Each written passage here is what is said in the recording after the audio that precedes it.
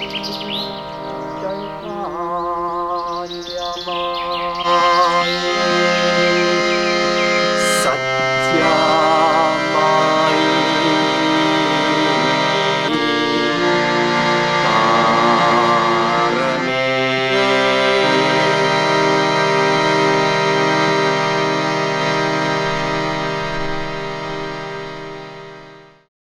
we're going to speak about the pathways to Ananda. And like Joseph explained to us, Ananda means bliss. Bliss. What is bliss to you? What does bliss mean? Do you know what bliss is? Have you experienced bliss? What is bliss? Now, anybody would like to try giving an explanation for bliss? What would you? Connection. Peace, yeah. What else? Union, yeah. Elation. Stillness. Elation, yeah. What else? Calm, yes. All of the above. So bliss can look like any of this, right? Now, normally people think of bliss and they think, it's that kind of a high. But actually, it's this kind of a high. It's a quiet, peaceful high. The extreme elation brings you to the opposite. Oh, that's not what I meant. Okay, great. I said extreme. It's more that inner peace, yeah. Yeah. So that's exactly what this is. Yeah, absolutely. And when you understand that, when people get in touch with that, that's when we are in bliss. So how do we get into bliss? What is the pathway to this bliss?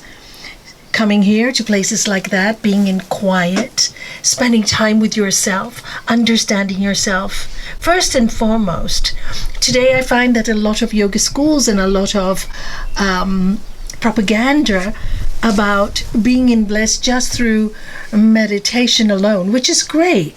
But if you don't know what you're doing and you have psychological problems, this can produce more problems, more anger, more frustration. Because when you are sitting in meditation, if your mind is not peaceful, how are you going to be in stillness? So the first practice, as my master used to tell us constantly, is to know yourself. To know yourself, to know your character, to know what is the goal. All divine traditions say that the divine lives within us.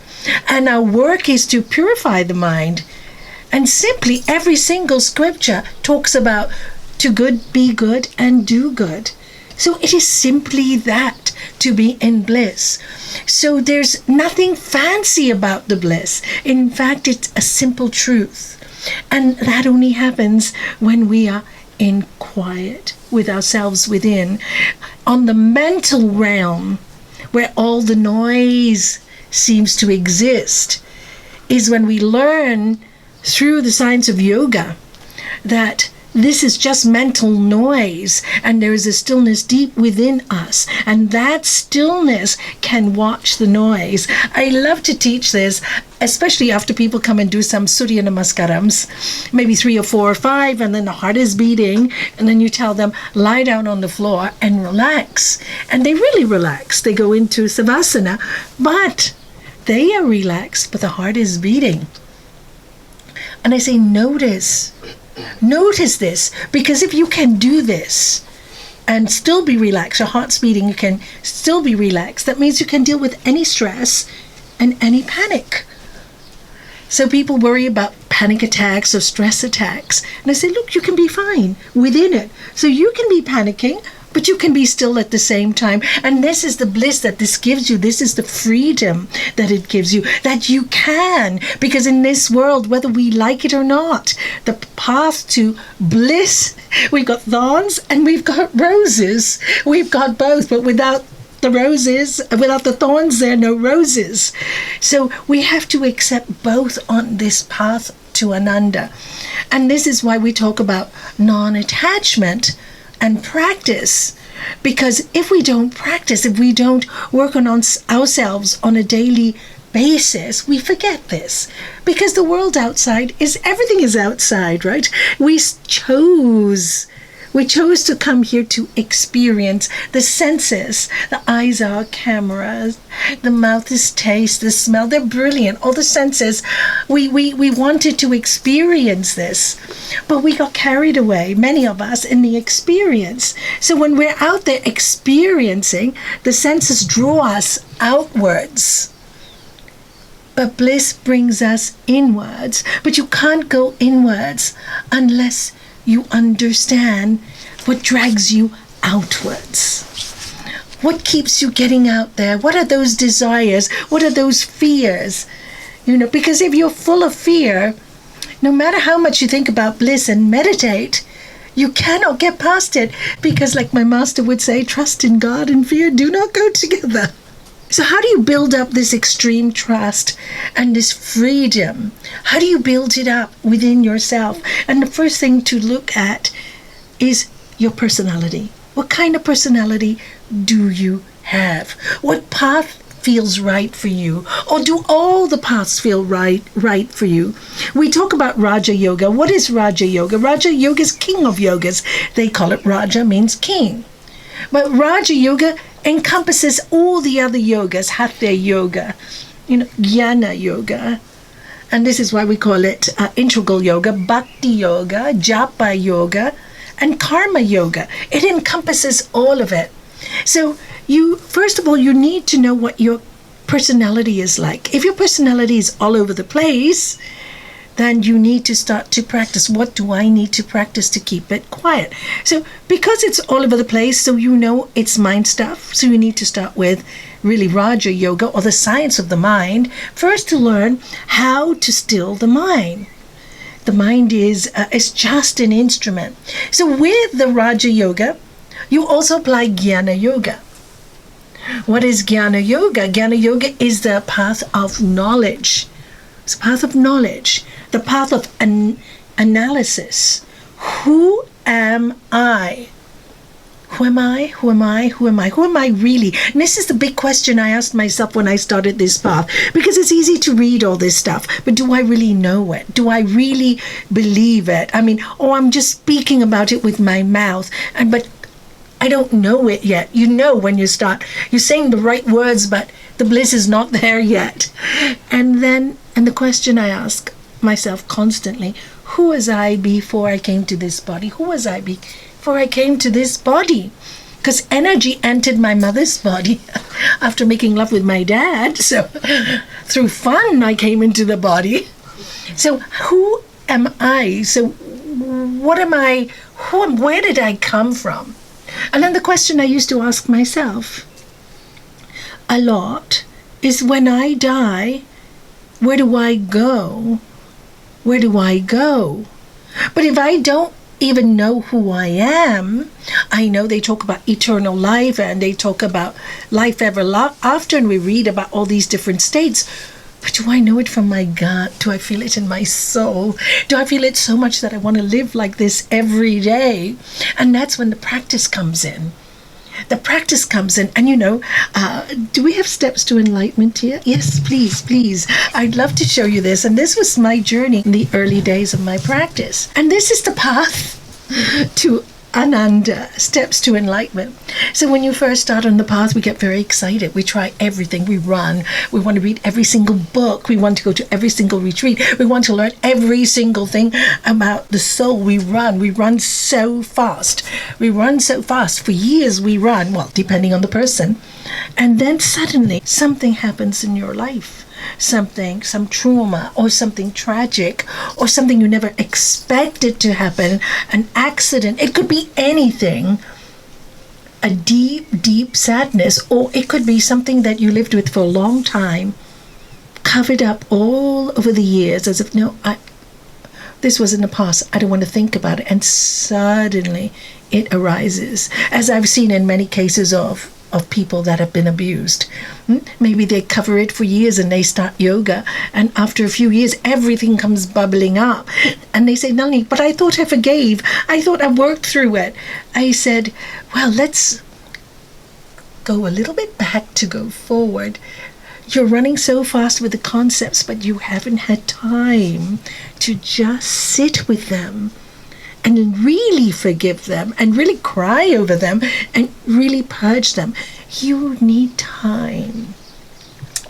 And that's when you see this person that was me, sitting down and saying, okay, I thought I knew everything. I don't know anything.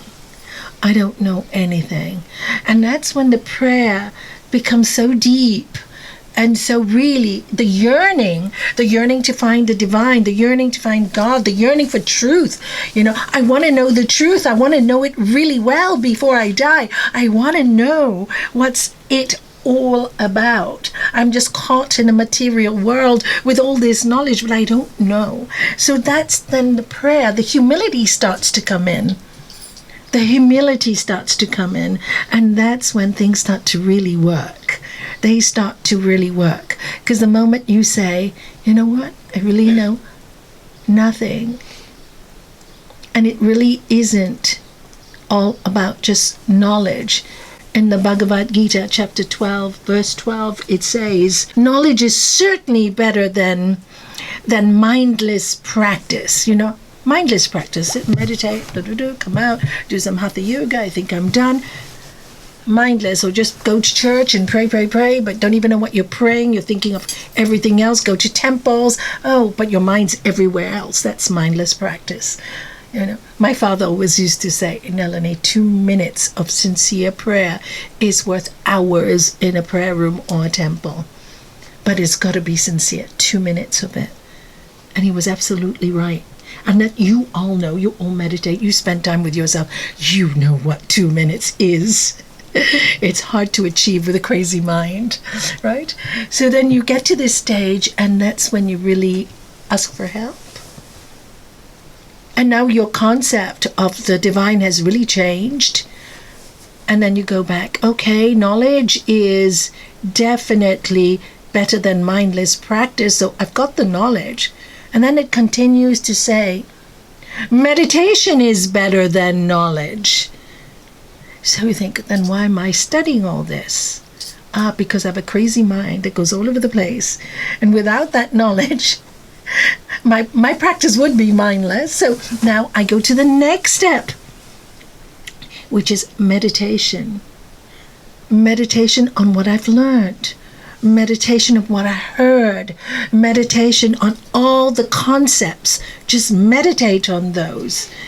For example, we're doing the Yoga Sutras at the moment. What does Yoga's Chitta Vritti Nirodha really mean? And sit on that one. The restraint of the modification of the mind stuff is yoga. What does it really mean? Sit with it and sit with it for weeks and months. And then suddenly you understand what Chitta is. You understand what Vrittis are. You understand it all. But where did you understand it? You got the original concept from the book. But the real concept came from your inner soul.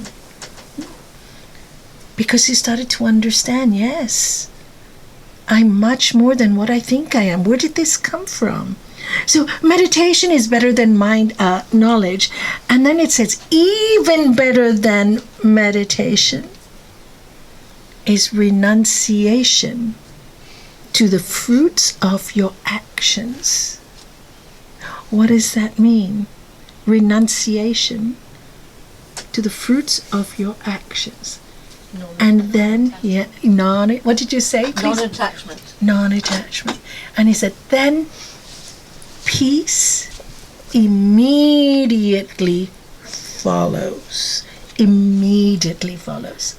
So then you look at renunciation to the fruits of my actions. That means every action that you do, you realize comes from a higher source.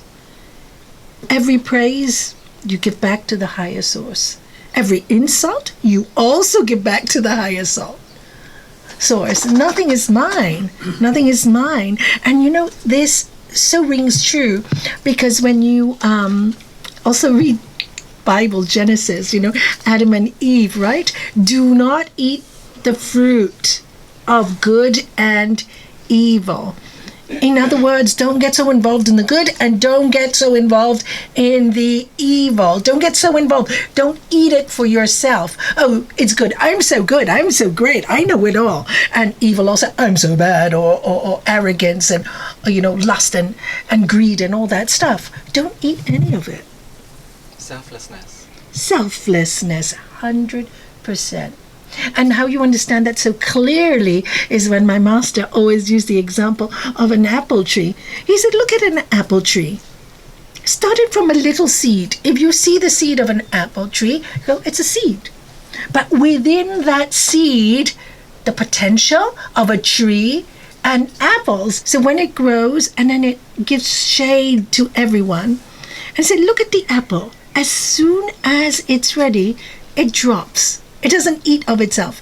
It lets you eat it. And my master used to say, be like the apple tree. Be like the apple tree. And the apple tree is so much enjoyed, and the next year it brings on more fruit and more fruit. It doesn't eat its own fruit, it shares it. So that made sense why the Bible said about Adam and Eve, because I could never understand that story. And I went to a Catholic school, brought up as a Hindu. This doesn't make sense to me. And then I read the Gita, and it made total sense to me. And then I went to Sintra in Portugal, north of Estoril. And there we visited a knight's temple. We were taken there. And this was really interesting because we had a wonderful guide. And then he said, you have to go through the early stages. He said the knights were very spiritual. But because all this spirituality was laughed about and people didn't understand it, and they were crucified because of their belief system, they built this building all to represent the spiritual growth. So the first thing we had to do, and he said you're allowed, was to walk through this tunnel that was so dark. Honestly, pitch black. But we were few of us there. So he said, for you guys, the guy said, we'll turn on the light a little bit. Because we're in modern era now. You have some light. So we walked through this tunnel, and then when we came out of the tunnel, just pitch black, there was a lake. Second chakra, Swadhisthana chakra, water. And there was the lake. And we could walk around the lake, but most people in those days swam through the lake. And then when we came out of the lake, there was another floor, and it was neither light or neither dark. And it was the next chakra, which is the Manipura chakra, which we call the city of jewels. And scattered around was bright colors to represent jewels. And then we went to the next level, and that was much higher up, and that was the heart chakra. And there was this balcony with statues of people with fruits and dancing and beautiful pictures, and all the statues were happy and living in the world in such harmony. And then I said to the guide, I said, the heart chakra, this is where we need to live. This is where we need to really exist. And he said, not yet.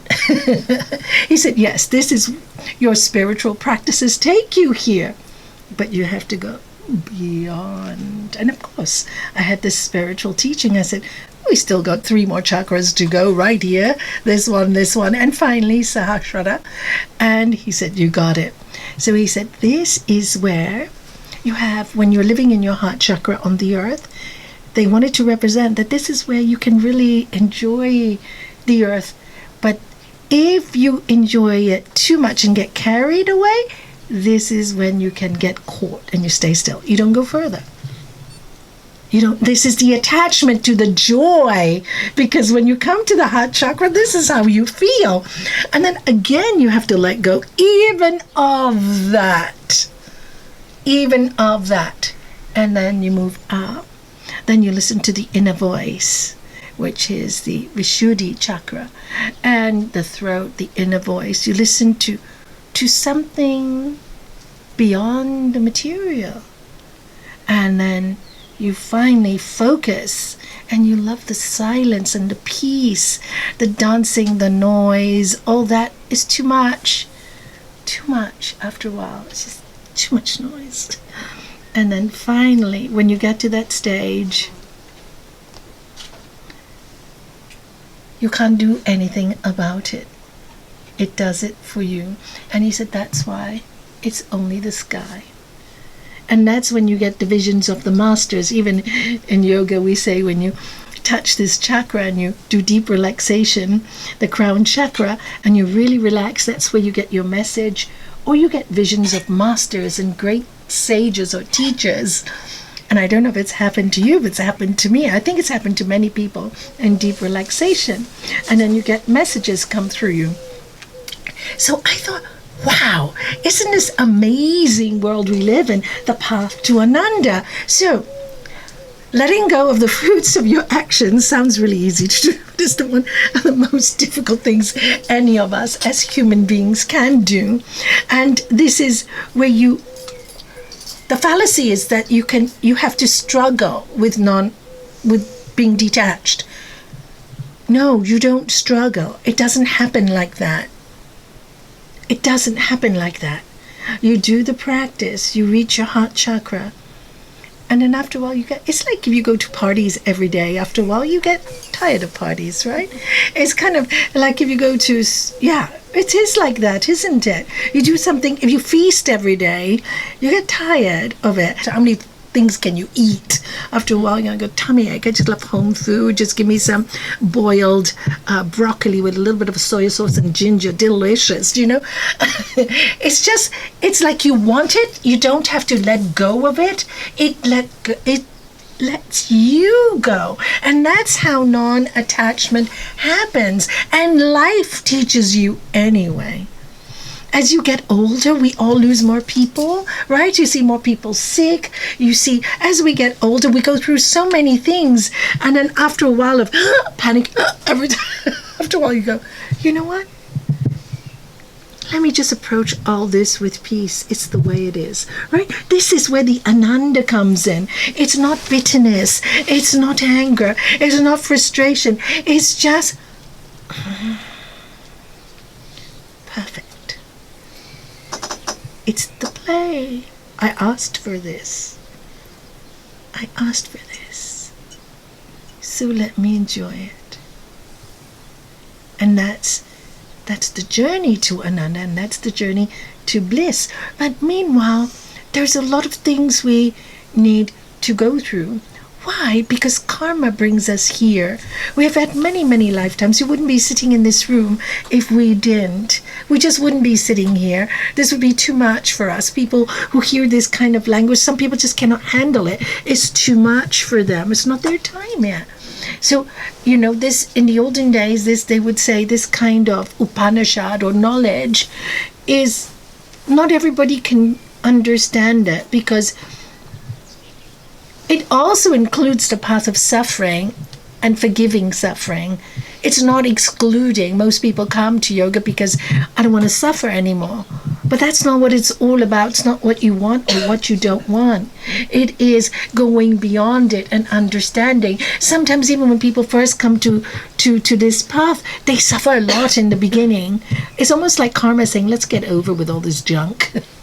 Let's get it out of the way. Let's get it out of the way. Then you get used to it. And then, wow, it turns into a beautiful dream. It turns into, because you understand it all, there's no more need to learn those lessons.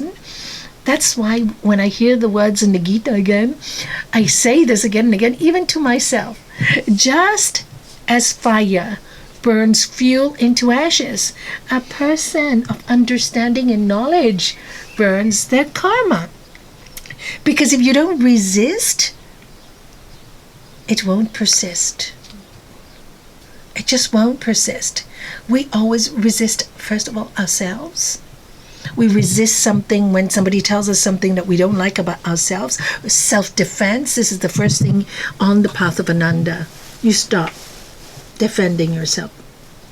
In the sense, I mean, only if it's really, really necessary, but you sit there and you don't need to justify so much. Being a Gemini, I was a person that always would try to justify everything way too much, you know, and I realized why. There's no need. They understand, good. If they don't understand, and this is like feeling like a growing up. You feel like you're growing up. And for all those Geminis, I will repeat, because we have lots of Geminis in this room, what my master said when I said to him, I don't know why God made me a Gemini. Geminis are so, their minds go everywhere. And he goes, no, absolutely not. He said, Nalanie, you are a gem in I. Yes. Do you see how we get all these thoughts in our heads and we think we are those things? And he always said, you are not your horoscope. You've come here. Did you hear the word, Nalanie? Horoscope. Because, in the beginning, you want to know everything. I want to know. I want to see this. I want to know this. I want to know my future, right? He goes, mind stuff. He said, you're here to transcend your horoscope. To transcend it. No judgments. Of course it's fun. Of course it has meaning. Of course all these things exist. And they exist for certain people. But he said if you want to go through the truth, you go beyond all of it. The heart chakra, horoscopes, all these things live here. All these practices live in that floor.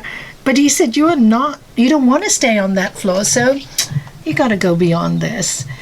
This to me made such a difference. It made such difference because then I realized, no, it's true. I'm not a fickle person. Then I had to look at myself. At that time, I was married to my husband for over 15, 20 years, very faithful. Then I looked, even my hairdryer is 12 years old. I stick to the same hairdresser for years, the same dentist, until I moved to Spain. So for 30 odd years, I had the same people look after me. I am not fickle. Somebody will say this one is better or that one is better. I go, it's good for me. I stick. And I go, So you see, we have illusions and perceptions of ourselves that people tell us, or horoscope tell us, or numerology tells us, and we tend to stay stuck in those grooves. They're there to show us our character. And then you go, okay, so this is my weakness. I work beyond it. I build up my strengths. So what are your weaknesses? And what are your strengths? Build up your strengths. Know your strengths. Don't look at your weaknesses too much. And then after a while, when you build up your strengths, don't get arrogant. You're just so lucky to know what your weaknesses and strengths are. You just become humble and say, thank you. At least I know. Hopefully I don't make the same mistake again and again and again. Because if I do, I'll have to come back and face the consequences or face it this lifetime. Because every action has an equal and opposite reaction. We know that. Do I want to plant the seed today? I'm about to say this word. Do I really want to say it? Or do I rather just not say it? And if I think it, will it affect me? Yes, so I'll tell my thought. Let's distract you. Let's go look at the trees or the beauty. It's kind of like what you said yesterday. Just look at the trees. And within 5 seconds, all the negativity is dissolved. It is dissolved. Because you've been practicing, you see? This is why you need to practice every day, and understand what you're reaching. Understand what you want. Everybody has a different thing. If you have a material need, for example, and you really want it and you can't help it, don't judge yourself. May you get it quickly. People talk about, Nalanie, I really want a good relationship. I say, I pray every day that you get it, because if you grant your desires, you'll be liberated from it. We have the mantra, right? Om Karam Bindu Samyuktam Nityam Dayanti Yoginaha Kamadam Mokshanam Shaiva Om Karaya Namo Namaha. So it is grants desires and liberation. So our desires come to us because we have to fulfill them before we are liberated. When you understand that, you judge nobody. All you'll say, this is their journey, their time. If it doesn't agree with you, you step back. But you understand this is their journey, their time. If it's hurting them and they're part of your family, that's as a family member, what would you do? You lift them, you help them, you get them out of the wrong path. This is what family do. This is what Sangha is all about. This is what Buddha spoke about. We need Sangha. So when we're drowning, for a family member to say, hello, this path is, you're drowning in this path. Come on, you can You're much better than that. You don't know who you are yet. You're a light. You can be the light. You don't have to try and make yourself a light. You're already there.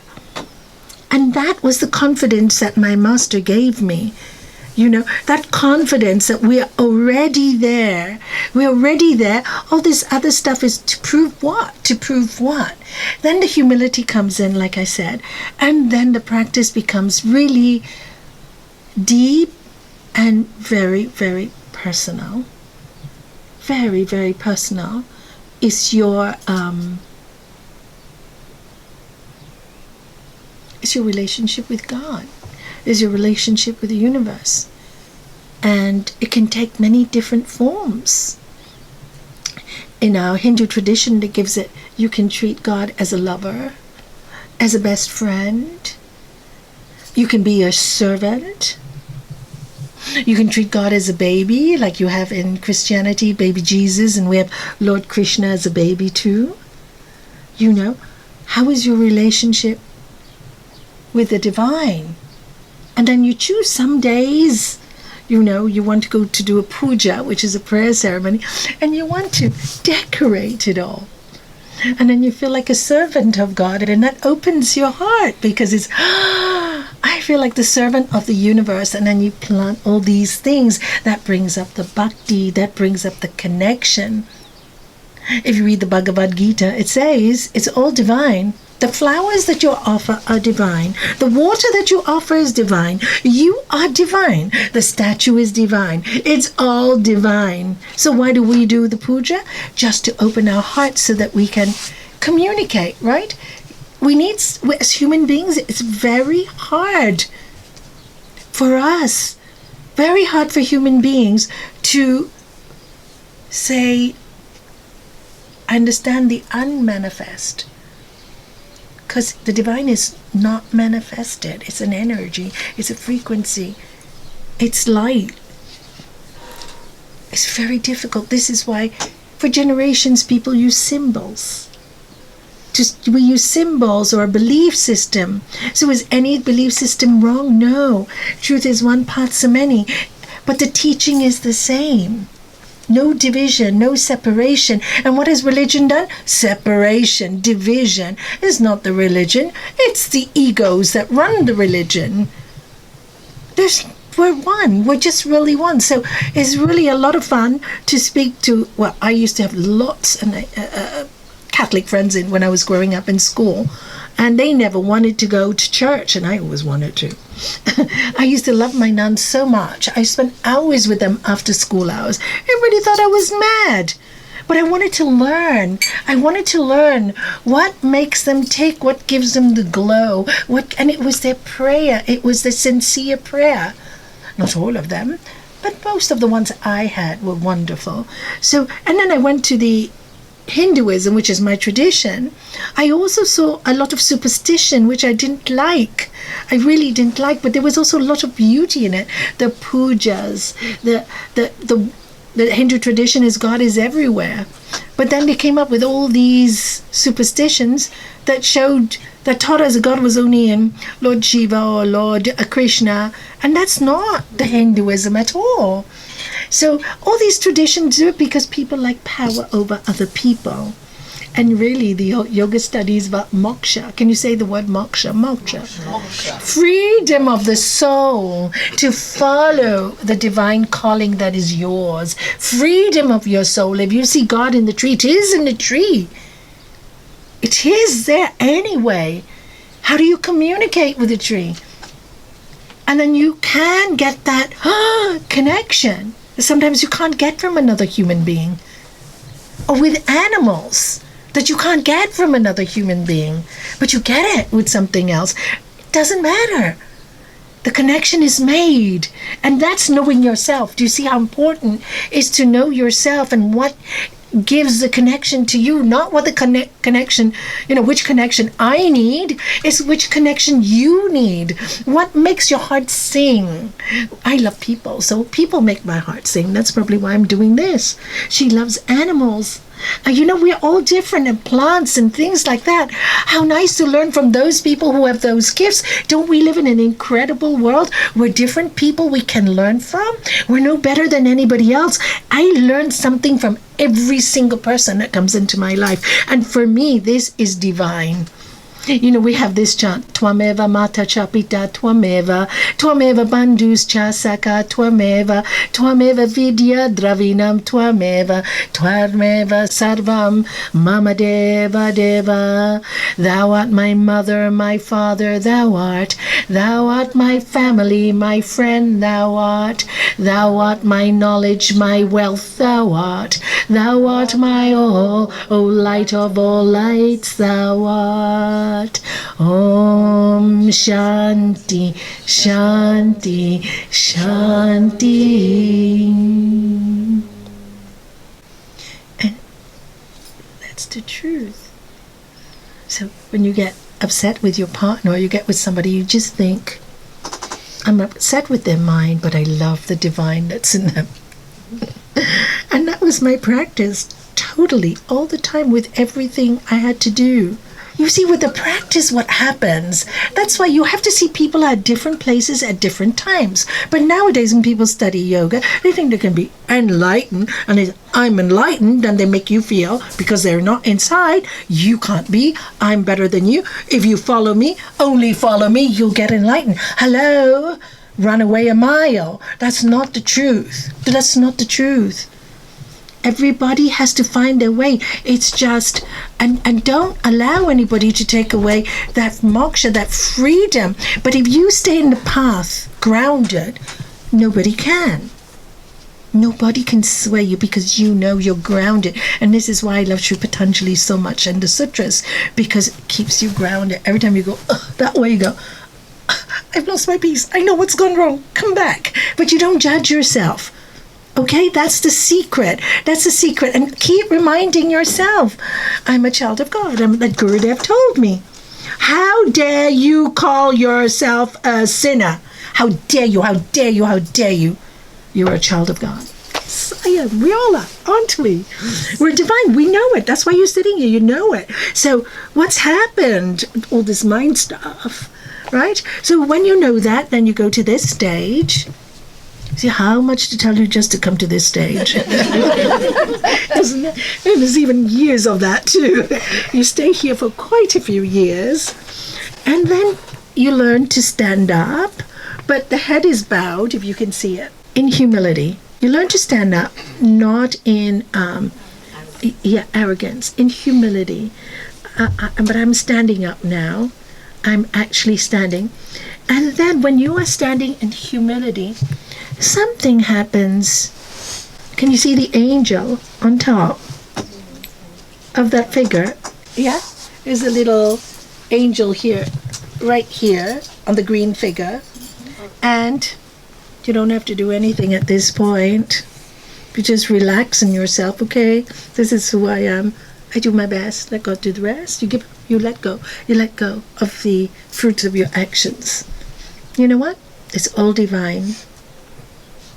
The plan is perfect. I just allow the channel to work through me. And then this angel comes and pushes you forward. Whether you like it or not. How many people said, I don't know why I came here. I don't know why I took this responsibility. Now you know. The angel says, sorry, now it's time. Your mission has arrived. And now we need to push you forward. Now you need to go there and complete what you were born to do. You need to complete it. You need to get to that Ananda. Now you need to get there and do the work that you were given. Whichever work it is, it really doesn't matter. You don't know where it's going to come from. So that is the exciting thing about the real yoga practice. So then you're pushed, and then now the voice of that angel or that God or that source or that energy becomes stronger and stronger, and you are just held in its hands. You become smaller and smaller. In the sense of smaller and smaller, as you under no illusion of who we are. No illusion. There's no more illusion. You understand? We're all souls having a journey here. And then the peace comes. There's no more competition. There's nowhere to go. You're not competing with anybody. Whatever comes, comes. Whatever you're asked to do, you do. And if you're not asked, you're still happy. You're still happy. It doesn't take that peace away from you. So these are the steps to enlightenment that I'm not saying that I'm enlightened, by the way. But this is where the peace settled in my heart, my soul, the individual soul that is not me. I could see that now, that this is not me. It's just the energy decided to come into this body, and I just have to fulfill whatever is given to me in my life as well as I can, but also understanding I have a human personality and I need to go through that human personality. There are no shortcuts. And when you see you have to go through it, you accept your human mistakes, because the mistakes are no longer, they're just obstacles. You don't see them as sin or bad, or you don't see the works you do as good either. You just see them is just the trail. It's just the path, It's the path of the soul. That's all you see. And there's no more judgment. And if you make a mistake, you very easily will say, and accept that you're human and that you will make mistakes, and it's perfectly okay. I'm so happy. I'm so human, because if I wasn't, how could I understand anybody else, right? And then you're so grateful. You're so grateful every time you make a mistake or make a fool of yourself. You get so embarrassed, you don't want to do it again. It's a great lesson because it hits you further along the path. You do something not nice, it really hits you so bad. You don't sleep over it. A silly thing. And even if it's, you don't want to hurt someone, but maybe even in my case, sometimes I have to teach. I never want to hurt anyone. I pray. That's my prayer every day. And, and I see that they're hurt by my words. I really suffer the whole night. Bless them. Don't let them suffer. I really did it for their own good. I don't sleep. I just pray for them that they don't suffer. Because why? They are me. We are each other. But of course, you can't tell them that. They'll get big-headed. So you have to because that's what you start to see after a while. And then, of course, the Gita has helped me nowhere. And the Bhagavad Gita, the living Gita, really has been wonderful for me. And, of course, like in the Upanishads, it tells us exactly that learning and teaching. Learning, that's our job here. Learning and teaching, whichever way we can teach, through music, through voice, through dance, through acting, whatever field, through computer work. I don't know what you're good at, but know yourself. Know yourself, who you are. Just being a good friend. That's quite hard. Just being a good friend is so enlightening. And here in the Upanishads, to the householder. And this is the message to all of us as householders. This is the path for us. What do you mean by householder? People who have to pay bills, people who have to look after a home, people who have families, people who have to make a living, because if you don't make a living, how are you going to feed your family? So yoga is not about, God will provide everything. Yes, of course, everything will provide it, but you have to work. Do your best, and the rest will come. But you sit here and go, yes, everything's given. I have so much faith. Hello. So here to the householder. Practice right conduct, learning and teaching. Be truthful always. Say it with me. Learning and teaching. Master the passions. Learning and teaching. Control the senses. Learning and teaching. Strive for peace always. Learning and teaching. Rouse Kundalini. Learning and teaching. Serve humanity. Learning and teaching. Beget progeny. Learning and teaching. For those who don't know, progeny is like having children or, carry on creating. Satyavacha, who's a great saint, says, be truthful always. Tapanitya says, master the passions. Naka declares, learning and teaching are necessary for spiritual progress. Having taught the Vedas, the teacher says, speak the truth, do your duty, neglect not the scriptures. Sri Patanjali tells us, Swadhyaya, study of spiritual books. Give your best to your teacher. Do not cut off the line of progeny. Swerve not from the truth. Do you see how many times truth keeps coming up? Swerve not from the good. Protect your spiritual progress always. Okay? Protect yourself always. And this is why we do the mantra. And the mantra is a sound vibration that surrounds us, helps to protect us, is really important. The mantra, if you keep repeating, creates a force field around you. It's a field of protection because sound has a very strong frequency. So if you have a mantra, please repeat it all the time in your head, in your bath, when you're cooking, when you're walking, and then you wake up in the middle of the night and it'll come up. And it's the first thing you wake up to, your mantra. Protecting you always. Protect your spiritual progress always. Give your best in learning and teaching. Never fail in respect to the sages. See the divine in your mother, your father, your teacher, your guest. Never do what is wrong. Honor those who are worthy of honor. What's happening in our world today?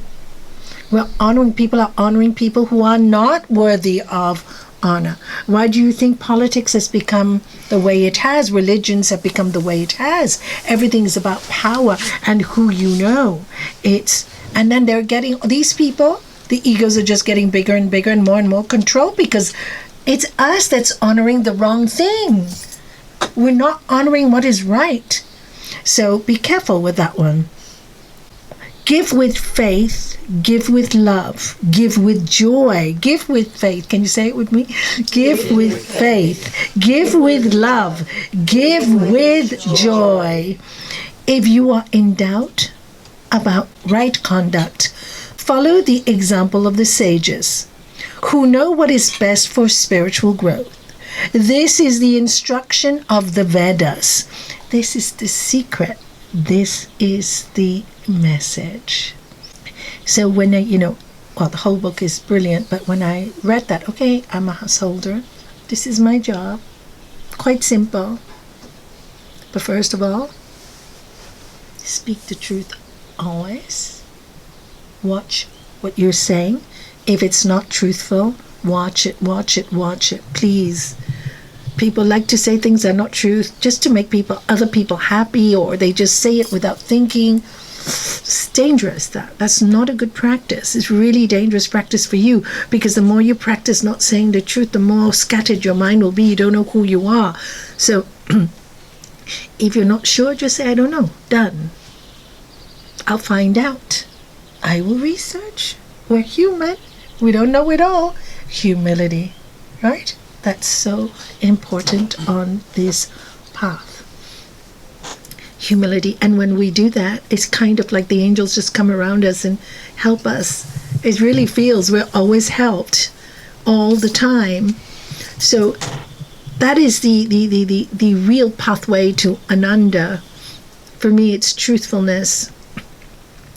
And truthfulness starts with us. Am I truthful to myself? Do I gossip a lot? Do I say things that are hurtful? Am I always complaining? What's going on in here? What's going on here? What's going on in my head? Am I always judging? Oh, I wish my partner was like this, because that's how I started. And I realized, I remember every time I went to a talk with my master, I would think, my husband should be here listening to it. I was 35 then, I'm 69 now. Okay, you change a lot in time. long time. You do. You really change. And then one day I'm sitting there saying, and I heard it so clearly, and I go, no, Nalanie, he's not sitting here because he doesn't need to hear it. You do. That's why I'm here, not him. It's me that needs it. And that was the truth. Because in my head I had all these things, this person, da da da da, and I realized how judgmental my mind was. It was scary to see that, I got a really bad tummy ache after that. I called it, in fact, I named it ego sickness. So many times when people are in the beginning of their spiritual path and they discover something about themselves, they don't know what it is sometimes, but it's coming out. I feel a bit sick in my stomach. No problem. Ego sickness, the ego's letting go. You're recognizing something in yourself and you don't like it. And it does make your stomach feel a bit sick inside and you don't feel comfortable.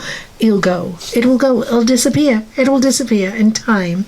And it does. So I named it ego sickness. Every time I had that kind of a pain, oh God, that's ego sickness. And then one day, that ego sickness just went. And it was an energy.